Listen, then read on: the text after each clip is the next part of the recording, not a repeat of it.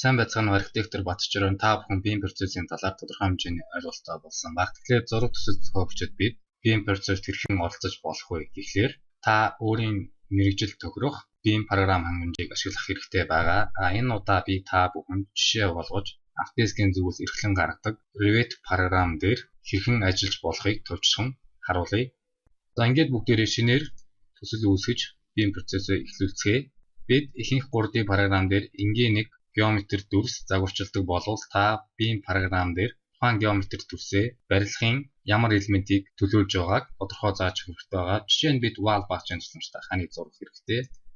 Мэдээж өөрийн шаардлагатай ханы төрлийг сонгоод тухайн ханаа хэр зэрэг өндөр зурах зэрэгээ тодорхой зааж өгөөд өөрийн хүссэн хэлбэр загвараар зурч болох юм. Магадгүй таны ханы зайнууд шаардлага хангахгүй бол тэдгээрт өөрийн хүссэн утгыг оруулах маш энгийн байгаа. Одоо бүгдээрээ бидний үүсгэсэн уг геометр элемент маань хан гэдгийг яаж мэдэх вэ гэхлээр бүгдээр үүсгэсэн үр дүн рүүгээ татъя. Тэгээд дурын нэг хан дээрээ телефоныхон курсорыг аваачихад Revit маань бидэнд энэ элемент маань хан юм байна, энгийн хан юм байна, гадна хан юм байна гэх талаар мэдээллийг өгч байна. Мөн адил хамгийн хойно R6 гэж анзаарч байгаа. Энэ нь бидний ханын resistance буюу эсэргүүцлийг зааж өгч байгаа. Өөрөөр хэлбэл бидний уг хан маань тухайн ханыг бүтэц болоод бусад бүхий л шаардлагатай мэдээлэлтэйг үүсгэсэн байгаа. Үүнийг бид яаж мэдэх вэ гэхлээр төслийнхөө деталь левелийг наривчлахад энэ тодорхой харагдах болно. Бидний хан маань блокгүй үедээ тэгээд дулаалга өнгөлгөө гэсэн зарчмаар явсан байна.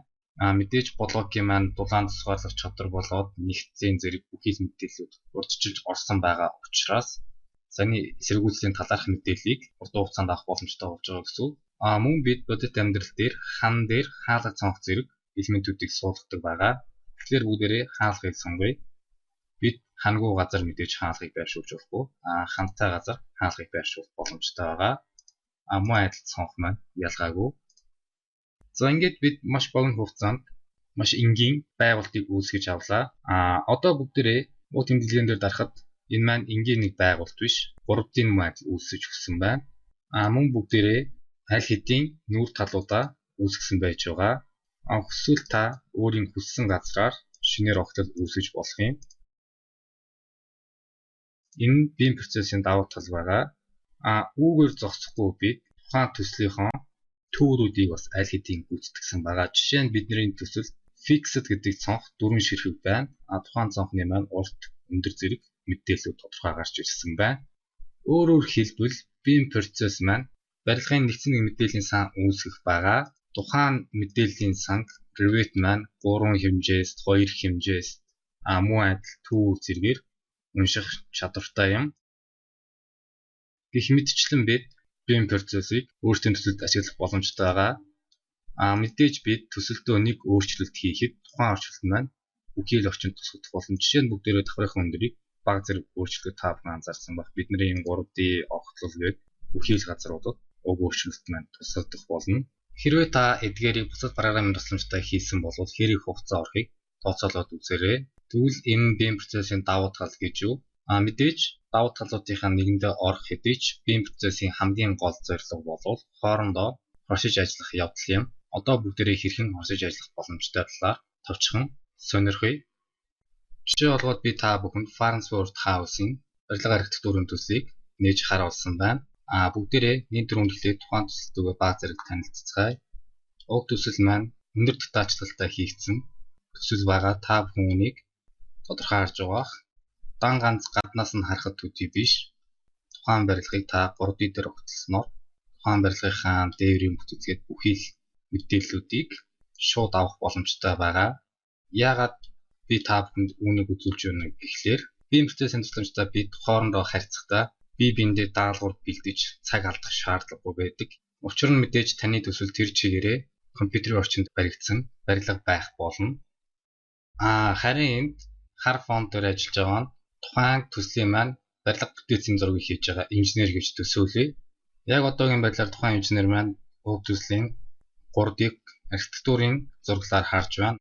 Инженерүүд маань мэдээж өөрийнх нь чиглэлээр харахыг хүсвэл түүнийг зааж өгөх хангалттай байгаа. Ингэснээр бид зөвхөн тухайн төслийн барилга бүтээцэд хамааралтай элементүүдийг харж байна. Мөн адил энд бүтээцийн байгуулт маань байна. Инженер маань магадгүй уг төслийн алхслыг өөрчлөх сонирхолтой байж болох юм. Тэгвэл та тухайн өөрчлөлтөө хийж өгөх хэрэгтэй байгаа. Entity Revit маань танд тохирох анхааруулгуудыг өгөх болно. Тэгээд бид хийсэн өөрчлөлтөө төслийн багийнхандаа дамжуулах боломжтой байгаа. Одоо бүгдээрээ буцаад барилга архитектурын зургийг хийж буй төсөл рүү шилжье. Тэгээд хоршгоотойхоо хийсэн өөрчлөлтөө төслөө тусгаж өгье. Ингээд эдгээр өөрчлөлтүүд маань шууд тусгагдаж өглөө. Мэдээж бидэнд үүнийг зохицуулах боломж байгаа. Жишээ нь төслийн гишүүд маань төслийн анхлагчаас заавалч зөвшөөрөл авч байж эдгээр өөрчлөлтүүдийг хийх эсвэл хийхээс өмнө урьдчилан мэдэгдэх ч юм уу маш олгоо аргаар бид хоорондоо шууд харьцаж шаардлагатай шийдвэрүүдийг хурдан хугацаанд гаргах боломжтой байгаа. Би та бүхэнд хуршиж ажиллах процессыг маш энгийнээр товчхон харууллаа. Мэдээж төслийн бүх хил гишүүд BIM процессд гар бие оролцох боломжгүй байж болох юм. Тэгвэл та тэдгээр бусад програм ашигладаг хоршгуудаа өөрийн төслийг DWG, DWF зэрэг өргөн хэрэглэгдэх файлын формат руу хөрвүүлж даалгавар өгч авах замаар хуршиж ажиллах боломжтой байгаа. Эцэст нь гэж хэлээд BIM процесс маань таны төсөөснөөс илүү хүчтэй, илүү ухаалаг шийдэл байх болно.